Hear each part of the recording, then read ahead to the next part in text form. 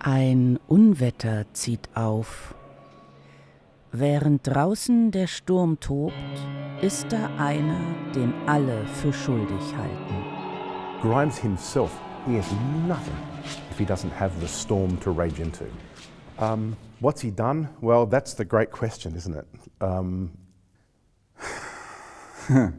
Grimes, Peter Grimes, ist natürlich vom Namen schon her sehr symbolisch geladen.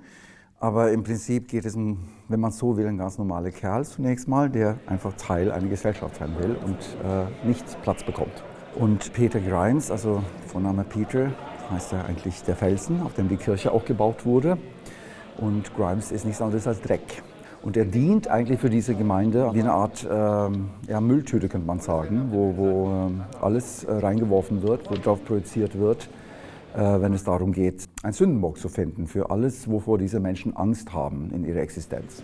Und das hat was von einem kollektiven Trauma, also als würde diese Gemeinde gezwungenermaßen, immer wenn der Druck im Leben, im Alltag so groß wird, sammelt man sich und ruft quasi den Geist Peter Grimes hervor. Das ist fast wie in einem Purgatorium, also irgendwie sich alle in einem Limbus befinden und versuchen sich so reinigen.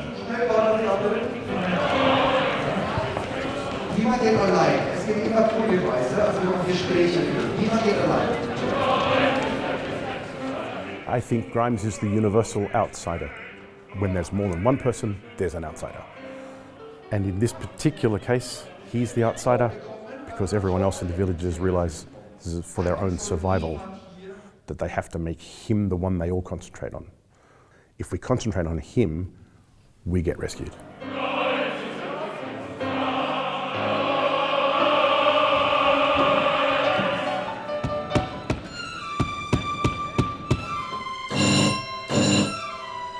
Die See ist noch ruhig, als das Boot den Hafen verlässt.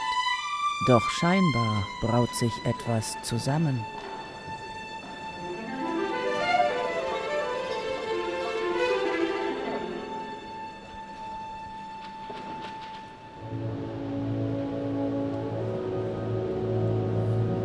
If any of you have been to the Suffolk countryside, you'll understand that grey sky where the sea meets the sky, the clouds, and you can't see the edge anywhere. It's just one slightly depressing colour.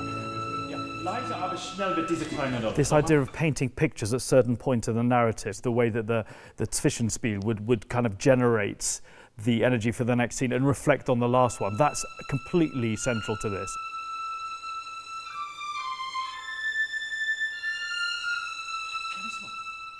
It's about setting our minds and our souls in this environment, this strange, isolated, claustrophobic sea environment.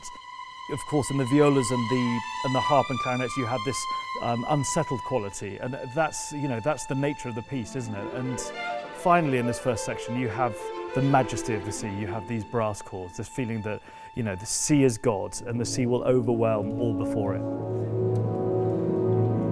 Britten just puts his finger on this sound world that is him. It's Suffolk, it's Grimes, it's loneliness. It's the most brilliant 3-minute painting of the countryside and the seascape that I could imagine.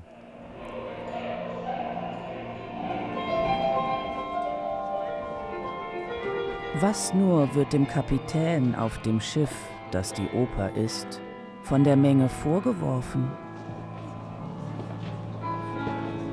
Ich liebe ja die Oper auch so sehr, weil es eine Kunstform ist, die sich immer selbst bewusst war. Und in diesem Zusammenhang spiele ich sehr bewusst auch natürlich mit dieser Theatralität, dieses Bewusstsein, dass es eine vierte Wand gibt, dass es wir auch alle eigentlich gerichtet oder verurteilt oder beurteilt auf jeden Fall werden von einem noch größeren Kollektiv als das, was hier im Raum steht. Insofern haben wir da auch sozusagen diese immer wiederkehrende Schleife, also eine merkwürdige Art von Wiederholungsstruktur, der das Drama prägt.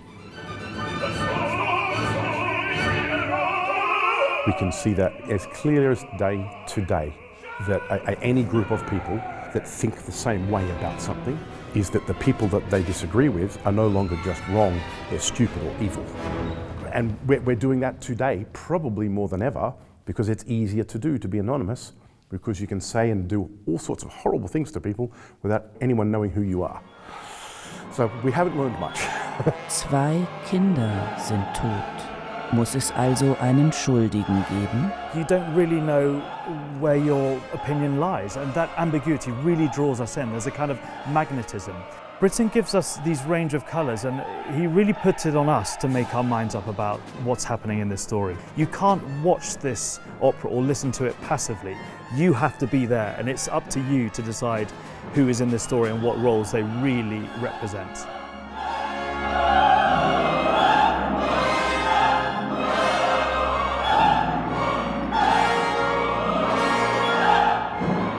Grimes ist insofern auch ein weißes Blatt oder eben ein schwarzes Loch, also nicht wirklich greifbar, nicht definierbar, weil er letztendlich auch austauschbar ist. Und das ist eigentlich das, was am schmerzlichsten ist an dieser Oper, dass jedermann eigentlich sehr, sehr schnell an seine Position rücken kann. Ja?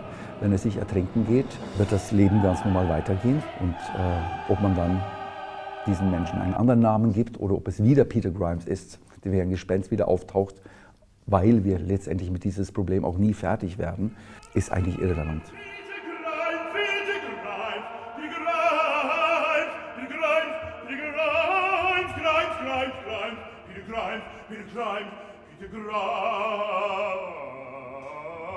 Die Beweislage bleibt bis zum Schluss unklar.